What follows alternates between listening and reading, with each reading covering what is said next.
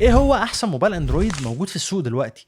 لو سالت السؤال ده لاي حد هيقول لك اكيد السامسونج جالاكسي اس 24 الترا. انا جاي النهارده بعد تجربه مكثفه حوالي 3 شهور للجهاز احكي لك على تجربتي كمستخدم حقيقي لموبايل المفروض ان هو من افضل الموبايلات في العالم، وهحكي لك بكل صراحه عن العيوب اللي قابلتني اللي ممكن ما تكونش سمعتها قبل كده. بس قبل ما نبدا حابب اشكر ستور مالك فون على ان هم موفرين الموبايل ده باحسن سعر في مصر. مالك فون من احسن الاماكن اللي اتعاملت معاها في الموبايلات، وبيدي لك ضمان على الموبايلات اللي هي ضمانها دولي اصلا. هتلاقي عندهم كل الايفونات جديده ومستعمله، وطبعا اغلب موبايلات الاندرويد وموبايلات سامسونج كلها الفلاج شيب وغيره مستعمل وجديد برضه. حقيقه انا مبسوط بالتعامل معاهم، وانصحك لو انت بتدور على الموبايل بص على الاسعار عندهم الاول، هتلاقيني سايب لك اللينك بتاعهم تحت لان حرفيا عندهم احسن اسعار في مصر. انا عايز اتكلم عن كل حاجه في الموبايل، فخلينا ناخدهم بالترتيب ونبدا بالتصميم.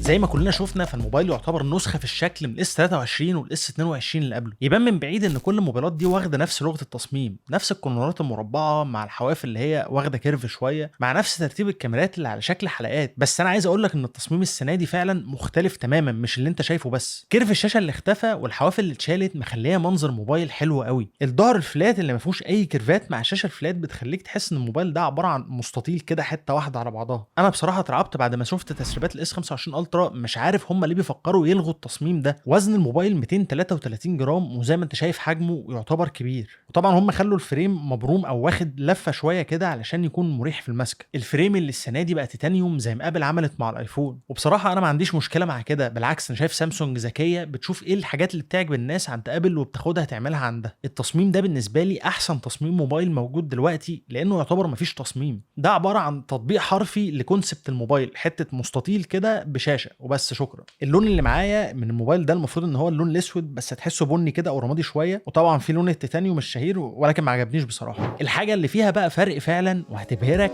هي الشاشه.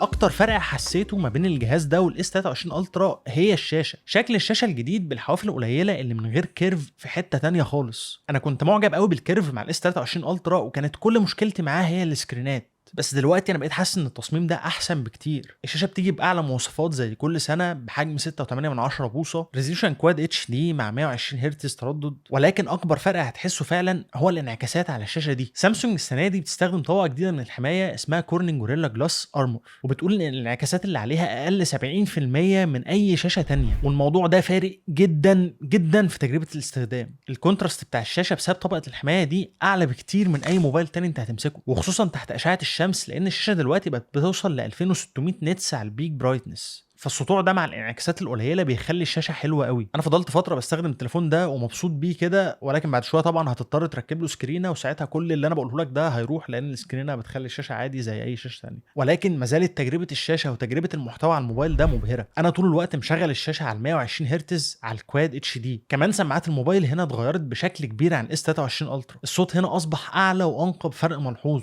ال 23 لما كنت بعلي الصوت بتاعه على الاخر كنت بحس ان الصوت فيه حاجه غلط كده، وكان الصوت بيبقى رفيع شويه، ولكن هنا الصوت بقى مظبوط فعلا وكويس. حاجه كمان لاحظتها وهي ان سامسونج قللت تشبع الالوان بتاع الشاشه هنا شويه، اصبحت الوان الشاشه اهدى شويه ومش مشبعه زي ما سامسونج كانت معودانا. في ناس كتير اتكلمت عن الموضوع ده وقالت ان ده بسبب طبقه الحمايه الجديده اللي على الشاشه، ولكن انا شايف ان ده توجه سامسونج بتحاول تاخده حتى في الكاميرات مش بس في الشاشه، في الوان الصور اللي بتطلع، وهنتكلم عن الموضوع ده كمان شويه. بالنسبه للعتاد الداخلي ومواصفات الجهاز فما فيش كلام كتير اقوله. اعلى معالج من كوالكوم سناب دراجون 8 جين 3 فور جالاكسي مع 12 جيجا رام وذاكره بتوصل لحد 1 تيرا يو اف اس 4.0. مفيش حاجه مميزه في المواصفات تتقال، ولكن التجربه هي اللي بتتكلم. زي السنه اللي فاتت الموبايل سريع جدا، مفيش اي تقطيعات بتحصل او اي لاج باي شكل، وده طبعا راجع للسوفت وير مش العتاد بس. الوان يو اي 6.1 اللي مليان مميزات وفي نفس الوقت مش متقل الجهاز. وكمان ده بقى اول موبايل من سامسونج يجي بيدعم لحد 7 سنين تحديثات، ودي حاجه تخلي الموبايل يعيش كتير قوي. كل اللي لاحظته بس ان الموبايل تحت الضغط بيسخن شويه، ولكن مش للدرجه اللي تضايقك. في الالعاب بيشغل لك كل حاجه على اعلى اعدادات، على اعلى فريمات موجوده، وانا ما بلعبش على الموبايل ولكن تجربه اللعب هنا مميزه بصراحه. البطاريه برضو ما زالت 5000 ملي امبير، وما زالت سرعه الشحن هي 45 واط بس و15 واط على الوايرلس، واداء البطاريه بالنسبه لي ما اتغيرش خالص عن السنه اللي فاتت. ما زال الموبايل بيكمل اليوم مرتاح، وما زال بيشحن في اقل من ساعه لو بتستخدم شاحن ب 45 واط بيدعم تقنيه البي بي اس. وطبعا لازم يكون شاحن نظيف علشان ما يبوظلكش البطاريه. انا علشان احافظ على عمر بطاريه اطول مش بستخدم الشحن السريع غير وانا محتاج الموبايل على طول، وبخلي الشحن يقف على 80%. انما مظبط روتين كده وانا نايم يقلل سرعه الشحن لاقل حاجه ويخليه يوصل ل 100%، وكده كده ببقى حاطه على شحن 25 واط اصلا. ممكن تكون سرعه شحن 45 واط دي بطيئه شويه بالنسبه لمعظم الناس، ولكن انا مش حاسس كده خالص. يعني الموبايل بيشحن من 40% ل 80% مثلا في اقل من نص ساعه، وده يعتبر بالنسبه لي ممتاز. قبل ما نكمل باقي الفيديو، لو انت لسه بتتفرج معايا لحد دلوقتي فانزل اعمل لايك وسبسكرايب عشان عايزين نوصل ل 50000 سبسكرايبر قبل ما اخش الجيش. خلاص فاضل حبه صغيرين ونوصل 50000 سبسكرايبر، وفاضل حبه صغيرين برضه اخش الجيش. فانزل كده ايه، شد معانا الدنيا شويه. دايما كل موبايل بيكون فيه الحاجه المختلفه عن الباقي، الحاجه اللي بتميزه هو عن كل الموبايلات. وفي الاس 24 الترا احنا عندنا حاجتين مش موجودين في اي موبايل تاني. اول حاجه فيهم هي الاس بن.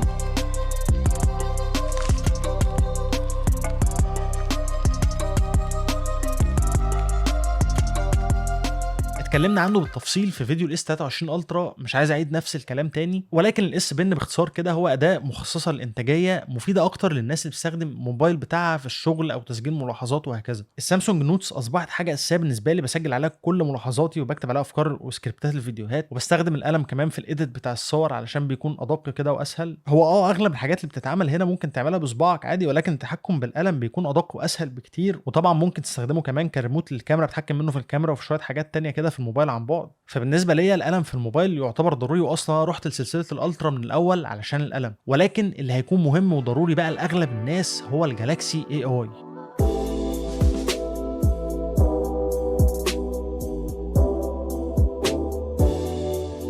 سامسونج السنه دي عملت ضجه كبيره على الموبايل ده من قبل ما ينزل، باعتباره اول موبايل بيدمج الاي اي في استخدامك للموبايل. وعشان الموبايل نازل بقاله فتره فنزل لموضوع الاي اي ده كذا تحديث، وبقى بيدعم العربي وممكن نتكلم عليه اكتر دلوقتي. انا استخدامي للاي اي في الموبايل ده كان لحبه نقط محدده هي اللي حسيتها مفيده بالنسبه لي اكتر. اول حاجه في الايديت على الصور وموضوع الجنريتيف فيل اللي بقى موجود. الجهاز بقى بيقدر يحدد اي جسم بمجرد ما برسم عليه كده، واقدر بسهوله اشيله او احركه، والاي اي بقى بيملى مكانه بشكل كويس قوي بعد كده زي ما انت شايف. وحتى ممكن اظبط الاورينتيشن بتاع الصوره لو الصوره مش معدوله، والاي اي يملى الفراغات دي بدل ما ابقى اقص من الصوره بعد كده. استخدام تاني بستخدمه اكتر وهو الشات اسيست. سامسونج ضافت الاي اي في الكيبورد بتاعها، وده خلاني اصلا اغير من الجي بورد بتاع جوجل لسامسونج كيبورد. دلوقتي بقى الموبايل بيساعدني في الكتابه بشكل جامد جدا. يعني انا مثلا لو عندي ايميل مكتوب بقدر اخلي الموبايل يظبط لي الصيغه بتاعته على حسب ما انا عايز، او لو انا كاتب كلام انجليزي مثلا وعندي غلطات كتير ممكن اخليه يظبط لي الكلام ده. الحاجات دي مفيده قوي بالنسبه لي لاني ببعت ايميلات كتير والانجليزي بتاعي مش قد كده. كمان لو انا في شات بتكلم مع حد لغه مش عربي ممكن اخلي الموبايل يترجم على طول مباشره وانا بتكلم في الشات. ما بقتش محتاج ان انا اروح لبرنامج ترجمه زي جوجل مثلا واخد الكلام كوبي وارجع تاني وهكذا. حاجه كمان برضو فادتني قوي وهي امكانيه تلخيص النصوص اللي موجوده على متصفح سامسونج. الميزه دي موجوده في سامسونج نوتس وفي المتصفح بتاعهم، ولكن انا بستخدمها في المتصفح بس. فكره انك تقدر تلخص اي مقاله طويله لنقط بسيطه واضحه بيختصر عليا وقت كتير قوي في القرايه. حاجه كمان برضو هي السيركل تو سيرش. بمجرد ما بدوس على الزرار بتاع الهوم الشاشه بتقف واقدر اسيرش على اي صوره او نص عن طريق اني احدد عليه، وبيجي لي على طول كل النتائج اللي شبهه. طبعا دي حاجه موجوده من قبل كده من جوجل، ولكن ما كانتش بنفس الشكل وبنفس السهوله دي. بصراحه باقي مميزات الاي اي ما لقيتش نفسي بستخدمها بنفس الشكل، ولكن موجود عندك برضو حاجات جميله تانية ممكن تجربها. بس انا بصراحه شايف ان الاي اي اللي ابل اعلنت عنه للاي او اس معمول بطريقه احسن وهيكون مفيد اكتر للمستخدم. بصراحه نفسي سامسونج يعني تاخد من الافكار اللي ابل عملتها وتحطها في الوان يو اي اللي جاي. جزء كبير من التغيير اللي حصل السنه دي في الموبايل حصل في حاجه من الحاجات المهمه، حاجه من اكتر الحاجات اللي الناس بتفكر فيها لما بتيجي تشتري اي موبايل عموما. خلينا نتكلم اكتر عن كاميرات الاس 24 الترا.